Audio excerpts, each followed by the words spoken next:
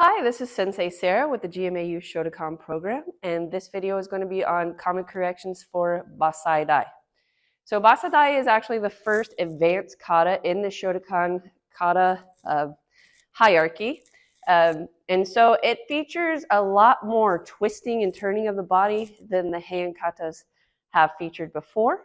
So that's definitely something we're going to talk about. So if you're new to the common corrections videos, I have done common correction videos starting at hand shodan all the way through hand goran. I've also done teki shodan. So this is going to be our first advanced kata common correction video.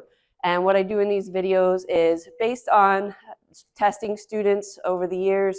I like to show what some of the common mistakes, common errors, corrections that I tend to make quite a bit. But also I like to talk about variations that you may see depending on how different schools perform the kata. Now, Bassai Dai is one that I actually see quite a bit of variation on how it's performed. Skiff has a little bit more roundedness in some of the kicks. There's a scoop block, whereas JKA brings some of that up, and it's more raising of the leg versus doing the rounded kicks, things like that. But there's also just small variations that I've seen over my years of studying karate. So I'm going to talk about that a little bit as well. So if I don't mention the variation that you're taught at your school, or if I say that this is the variation I know, or this is the variation I prefer, I'm definitely not disrespecting anybody's way of practicing this kata. These are just my thoughts on it, and the common corrections based on how our school actually practices it. So if you ever have any questions or comments, if you say, hey, that's not the way we do it, just let me know, and that's great. We could talk about it because I always like to see what all's out there as far as nuances and variations. So let's just dig right into Bassai Dai. So Bassai Dai means breaking down or penetrating the fortress, and the very first movement is representative of this idea of breaking down a door or something, or storming a castle essentially. And so we definitely want to be strong from the very onset of this kata and then keep that strength throughout. So to begin, we're in our shizentai, and then we come to our kamae, our guard position. That's going to be the right leg coming to the left. And then we're going to rest right hand inside the left hand, making sure that we're not way out here, but not snug up here. It's just right out here inside your body. And then this is kind of one of the variations I see. The way I learn, the way I've typically seen it done in all the circles I've traveled in, is this initial movement is a drawback as this knee gets nice and raised. I've also seen, though, where people use the body drive and there's not quite as much drawback. So if that's a difference that your school does, that's fine. So I'm just going to teach from what I know. So this big drawback here, it's like a wind up, and you really want to get this knee up for what's going to happen next, because right now we are penetrating the fortress. We're going to force our whole body into the next movement. So the first correction I kind of make is this knee being up high enough. If there's not a whole lot of drive behind this, then what's going to happen next isn't going to be as strong as it should be. And what should happen next is a change in levels. So we're coming from here, drawing back, and then as we go into kosadachi, or cross stance, performing this very strong open-handed marote uke, we should end up down a little bit. So there's kind of this movement here. So again, draw back, pull up, and down into strong kosadachi. And you should be able to hear that hand hit. And this hand should be very supportive. It's not just we're like slapping the side of our arm. We want to make sure that we're lined up here. So if you could see, the heel of my hand basically lines up just above my elbow, and I'm supporting this whole hand as we go into this motion. All right, from there, another common correction that I tend to make is the levels of all the ude and uchi ukes that are about to happen now. And so when we're going into these, I'll turn around to do that part. When we're going into these, we want to make sure that we're staying even with our blocks. So it's very easy when you're speeding through these ude and uchi ukes for them to kind of go all over the place. So if you're going speedy and that's what's happening, I would suggest slowing down a bit to get everything where the body part should be, where your arm should be landing, to where everything is nice and consistent, and then add the speed back in. So you want to make sure that as you're coming here, my uchi-uke, my hands are level. When I'm coming around, I want to be careful I'm not getting too high on this uri-uke. So I want to make sure that it's coming right here, that chudan level, just like my uchi-ukes were before. And then same thing, make sure this uchi-uke is consistent. And then again, coming around here. And here's where you'll see a variation as well. So the older way of doing it, and a lot of schools still do it, is a nice low scoop block and then coming out again. But some of the, like JKA, some of the more, I don't want to say sacrificing, but changing some of the movements to make them a little bit more speedy, a little bit more snappy, have cut out that scoop block. So if you're practicing somewhere and you do the scoop block and you see someone else not do the scoop block or vice versa, that's kind of where that comes from. And so we're coming here and then out, and all those should be nice and consistent. Then from here, this is a nice slow movement. So whenever things are slow in kata, we want to make sure that we use that for breath work and that we are intentionally slow about it. That gives the kata more interest because it's more dynamic. Whenever you have changes like that in speed, and like Shotokan is very contracting and expanding on the movement. So whenever you have these variations and changes in how the body is moving, it makes the kata more interesting to watch. And so you don't want to run over those types of nuances in the kata. So if something's slow, be intentionally slow about it. Add some breath work. Now from here, whenever you're doing this straight punch, your feet should be turning 45 degrees. So sometimes I see people just staying straight. And so when we're actually, when you're doing a straight punch, the feet are straight. Then as we do the block aspect, so we do the punch, my hand comes here and in. Then the feet are going to turn. And then again, when I come for a straight punch, straight up, turn. So sometimes I see where people don't turn their feet. So they do a straight punch, then they just block, maybe turning their hips a little bit. There's a lot of movement going on here. So again, from here, straight, twist, okay? So be sure that you're getting those movements of the feet as well. All right, so then from here, when we go into our Shuto Uke sequence, it's 1, 2, 3, 4. So going backward is just slightly quicker than going forward. So again, I'm here, 1, 2, 3, 4. So by the time I'm hitting that 3, there's not even a full plant of my foot. It's kind of, it's like, it's down, it's popping back already. So I'm just basically touching with the ball of my foot here. So that I can be a little bit quicker on that reverse. Now your teacher might tell you no, plant the foot completely. Of course, listen to your sensei as well. But when I'm competing, that's something that I've learned to be able to get that back, just that slightest bit quicker. So just make sure that the rhythm of that is 1, 2, 3, 4, right? So then from there, when I'm going into here, a lot of times what I see is people stay closed up. So actually, you're opening up, so it's back foot into Zen Kutsudachi. So we're going from back stance to front stance as we do this block. And then when you're doing this block, again, like we were talking about earlier, we're coming here. It's an intentionally slow movement. It's a graceful movement, so make sure you don't just steamroll it, right?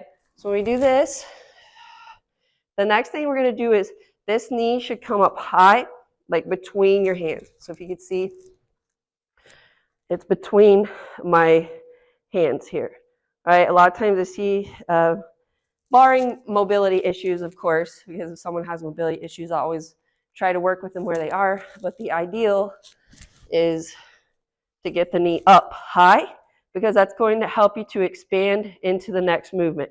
Now the next movement is one where there are variations as well. And so some people call this basically a gidan yokogeri kekome, so like a low level stomp kick or a low level thrust kick to the shin. And so when they do it, their foot is open. And so I'm going to do it from this side so you can see. When they do it, their foot is more out like this. Other schools call it a sword foot. Oh, my rubber band just broke. Oh well, we can still work through that. All right, other schools call it a gidan sword foot. And so rather than being open like this, where it's like a smash to the shin, they use more of a bladed foot, which can also be a very hard shin strike. It's just a difference in what surface is contacting that shin. Okay, so just to show you the difference here, if I'm going to do it like a gidan yokogeri kekome, and it's going to be open. If I'm going to do it as a sword foot, the foot is going to come in and be more bladed.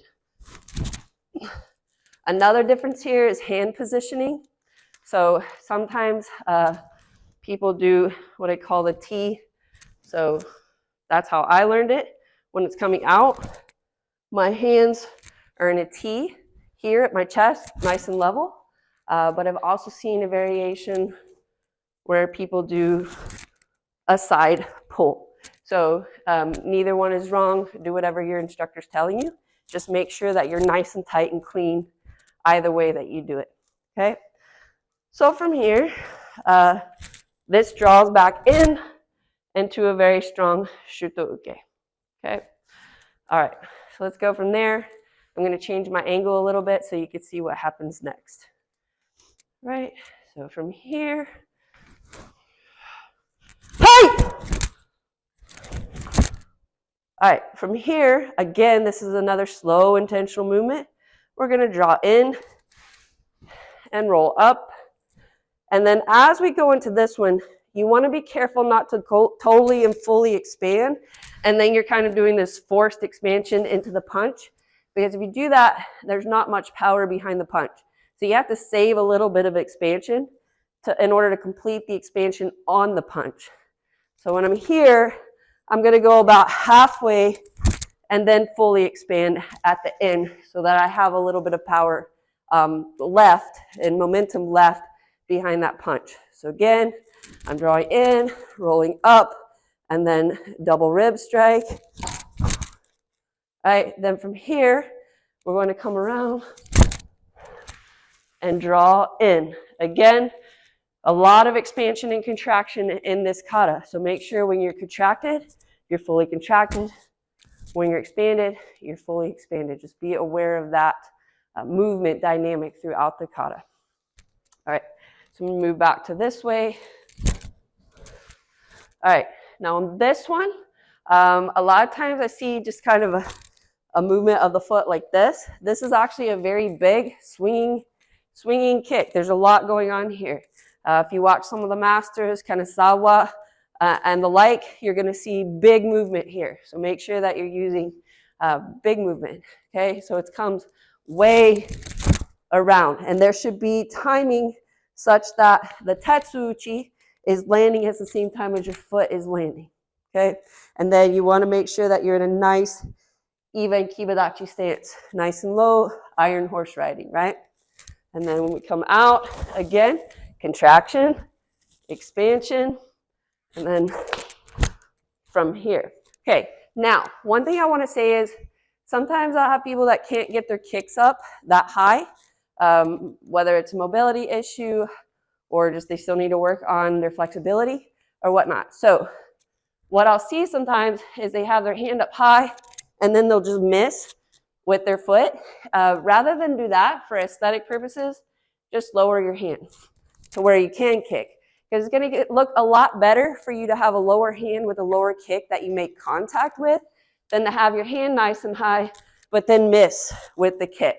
So go ahead and just lower your hand and then kick. Of course, ideal is to have it at the level that you're supposed to have it and then get that crescent kick. So of course, work on it and work on your flexibility, work on your mobility, but in the meantime, make it look right. And so that's sort of, not really a cheat, but sort of an aesthetic tip, right, to make it look a little bit better. All right, so from there, we go into the blocking. So it's 1, 2, 3, and then we go into Yama-zuki. Now Yama-zuki, the correction I tend to make on this is the positioning. So this one is interesting because we're actually leaning into it. There's not a whole lot that we lean into like this with Shotokan, because of course you don't want you to be so front heavy, but Yama-zuki is one that we do. So it's a lean, most of the weight and pressure is on that front leg. So it's basically, you're in like an extended kind of narrowed front stance. All right, so think of it that way. And then what you want is for your knuckles to be even. So this mountain punch or Yama-zuki, it's really good for, as my sensei said, for kind of throwing off your opponent. Because if you're punching with both hands in 2 different target points, they don't really know what to block. So it's sort of an unexpected thing. So you want to make sure that you get the technique right. And then as you're drawing in, make sure that you're tightening your core and you're pulling backwards. So you don't want like the rear end to come up so you can pull in. But because it is quite a low and extended stance, sometimes people have trouble with that. So they end up kind of going into their booty and then pulling back. So what you want to do is use that core. Imagine someone is grabbing the back of your belt and pulling you back. That's the kind of movement that you want here. So you're going to pull back. And here's where there's a difference in style as well. This is that point where I said where some people do the hook kick and then come out into Yama-zuki. And some people simply raise more like a stomp. So it's either way is correct. And of course, always do what your sensei is asking you to do. But for both of them, make sure that knee's getting up and high. That knee drive is what's going to help the kick to look good overall. So again, through that sequence, Yama-zuki, pull back. I'm going to go ahead and choose to do hook kick, Yama-zuki, pull back, hook kick, Yama-zuki. Now from here, and I'm going to face this way so you can see what happens next. You're going to expand. So there's an expansion as you come around. Then we go into the block. And then we expand again the other way. So it's expand, contract. So there's, again, that dynamic to it. Like I said, it's throughout this kata. It's throughout the advanced katas in general. And then, of course, shoot the uke to the corner. Now, this is a correction I make a lot. When we turn back here, the only thing that's moving is my head and this foot, okay? So because of the positioning of my feet now, this is going to end up being facing the correct way. So this foot stays still. This foot comes behind, and this hand stays still. It's going from front to behind, but it's in the correct position. What I see a lot of is people expanding this back behind them. So that doesn't make sense for what we're doing next. So like I said, the only thing that's moving is the head and the right foot. Everything here stays the same.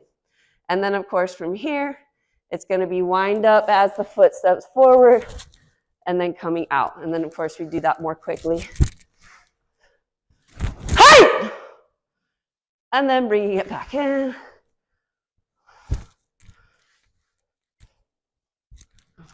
So those are the common corrections that I tend to make from Bassai Dai. But again, a lot of talk about some of the variations that get done because, like I said, this is probably my favorite kata. And so I think I've paid a lot more attention to the different ways that different schools do it. But there definitely are a lot of variations out there. So just, again, I'm not saying that any variation is wrong if that's what your sensei is telling you. So practice that. But these are the corrections that I make based on the way that we're practicing this style, or this kata in particular. The other thing, just remembering slow, fast dynamic and expand, contract dynamic.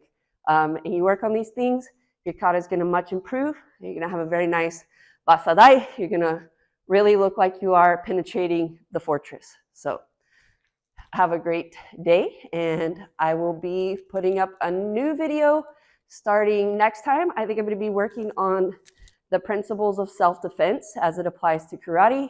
But then if you guys really like this series, I'm going to continue with Kanku Dai and at least in the next couple of videos. So